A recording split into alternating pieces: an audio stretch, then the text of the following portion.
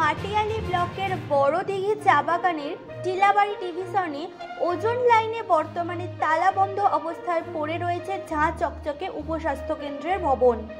প্রায় 4 থেকে 5 বছর আগে উপস্বাস্থ্য কেন্দ্রের ভবনটি তৈরি করা হলেও এখনো পর্যন্ত সেটি চালু হয়নি। ফলে এলাকার গর্ভবতী মহিলা ও শিশুদের স্বাস্থ্য পরিষেবার জন্য যেতে হয় প্রায় 4 কিলোমিটার দূরে দক্ষিণ ধূপঝোড়ার উপস্বাস্থ্য কেন্দ্রে। ফলে একদিকে যেমন যাতায়াতের খরচ হয়, তেমনি হয়রানিরও শিকার হতে হয় রোগীদের। স্বাভাবিকভাবেই দ্রুত এই উপস্বাস্থ্য কেন্দ্রটি চালু করার দাবিতে সোচ্চার হয়েছে এলাকার বাসিন্দারা। এদিকে দীর্ঘদিন ধরে তালাবন্ধ অবস্থায় পড়ে থাকার ফলে ভবনের শৌচালয়ের পাইপ সহ অন্যান্য জিনিসপত্র নষ্ট হচ্ছে। এই বিষয়ে মাটিয়ালি ব্লক স্বাস্থ্য আধিকারিক অরিন্দম মাইতি বলেন, পর্যাপ্ত কর্মী না থাকায় ওই উপস্বাস্থ্য কেন্দ্রটি চালু করা যাচ্ছে না। কর্মী সমস্যা মিটলেই সেটি চালু করা হবে।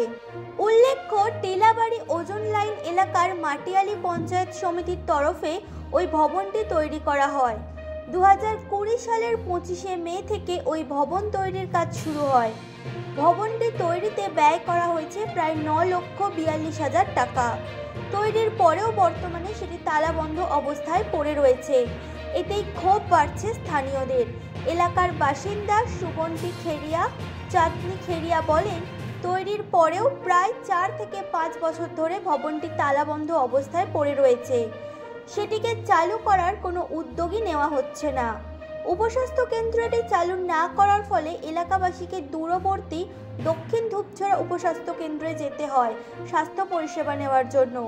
ফলে অতিরিক্ত টাকা খরচের সাথে সাথে হয়রানিও হতে হচ্ছে।